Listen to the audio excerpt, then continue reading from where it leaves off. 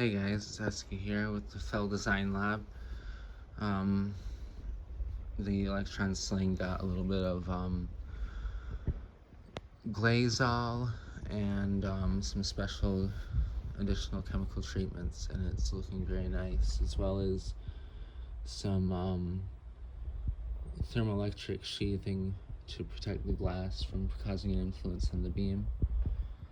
It looks a little bit nicer now. It's starting to mature very well with the coatings that I've applied. It's been painted, but there's a new mode now. This is a electrolyte siphon line. I built a new one that's loose for whatever right here, and included it. But there's a battery hooked up to this. There's actually two inside of here now. You can see it in the far back.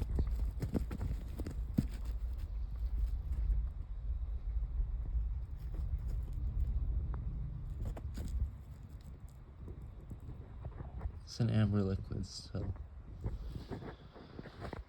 And it's made with just 1.2 times more water. The previous one was 625 milliliters of water.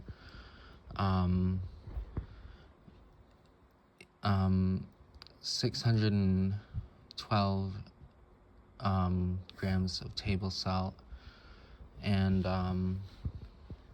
or 739 grams of table salt, and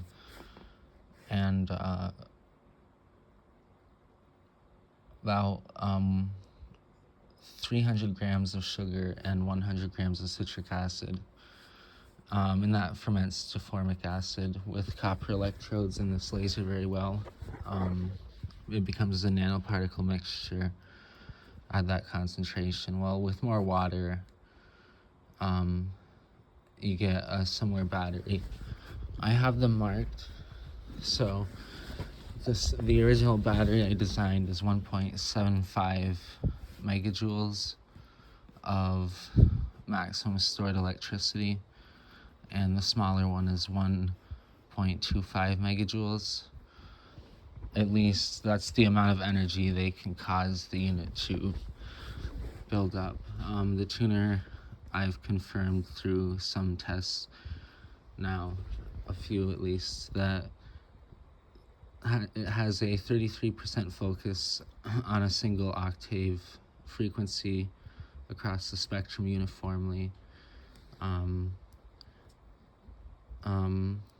The pulses are as many as 500 kilojoules to a megajoule, and the beams are 1 watt, 0.5 to 1.5 for idling, with a power supply. 250 to a kilowatt is for the constant mode. As the battery matures, you notice these wattage increases.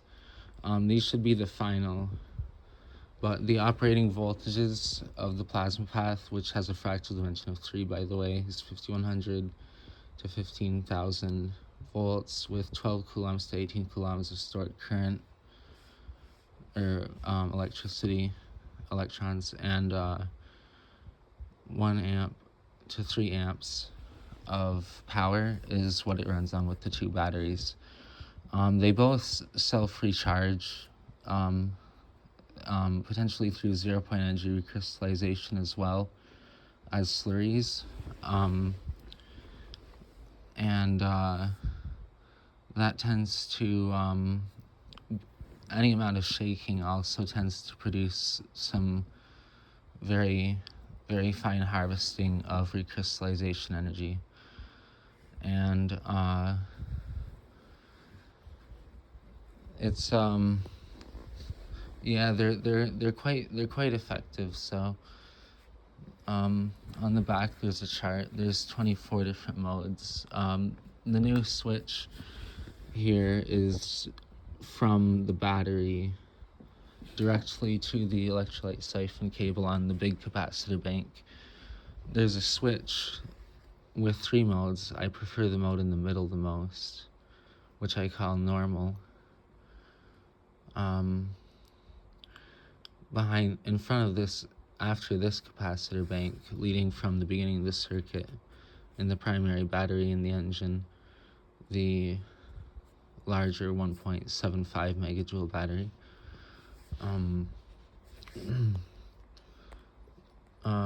which has implications about the pulse speed. This one triggers the pulse very quickly. This will trigger the pulse up to a second, down to a microsecond. This goes from a picosecond to a microsecond. In the middle, it's always exactly 1 microsecond in length.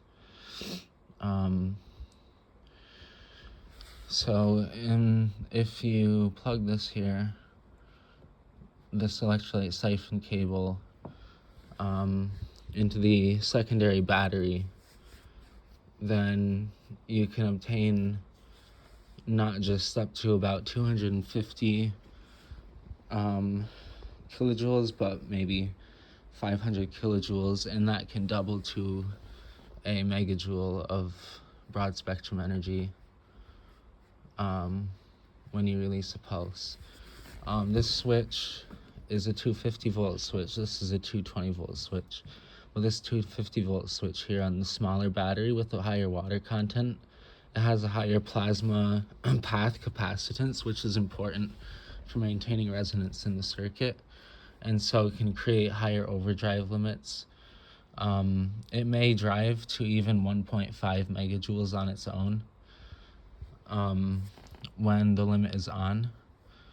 And it is likely a impedance control. So I've labeled it is the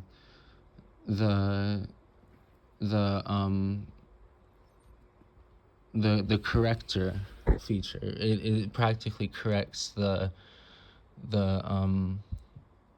pulse from having curvature and pressure curvature and plasma jet intensity curvature related to the actual charge absorbance capacity through the laser's generated simulated vacuum environment to the laser generator engine itself. So it'll shape the pulse to the target ordinarily and curve the power. The frequency is actually fixed very well in the tuner, but when switched into this on state, the corrector will force the impedance of the laser in overdrive the highest level possible, which I suspect is likely going to overdrive well.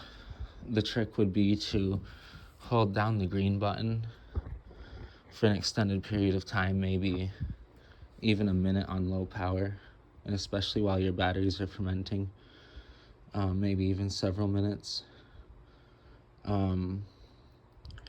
And over time, if it builds up, which I definitely feel and can hear almost, I don't really hear it, but I feel it somehow thickening the plastic on here.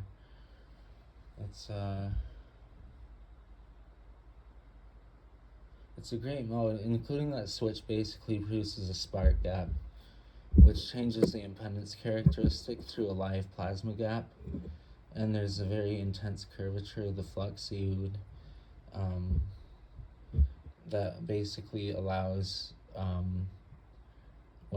from one side of the switch to the other, a difference in the plasma memory of the target in the resonance of the device. And if you close it to the device, it builds up as quickly as possible and amplified by the battery, and in a collective fractal resonance with the other battery in the circuit and other resonators, a combined total ring overdrive.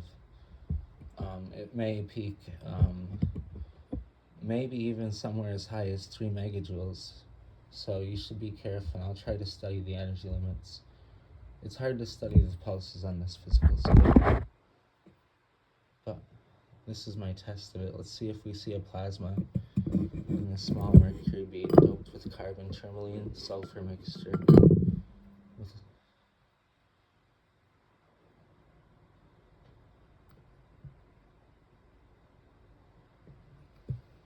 I saw a very instantaneous energy and a small amount of puddling on the surface for a minute, which implies a lot of temperature. But the plasma glow I saw made a halo, an ultraviolet halo, extend from the surface. And it seemed to have maybe a pole coming out of it as well, a small pole. It lasted for about a half second.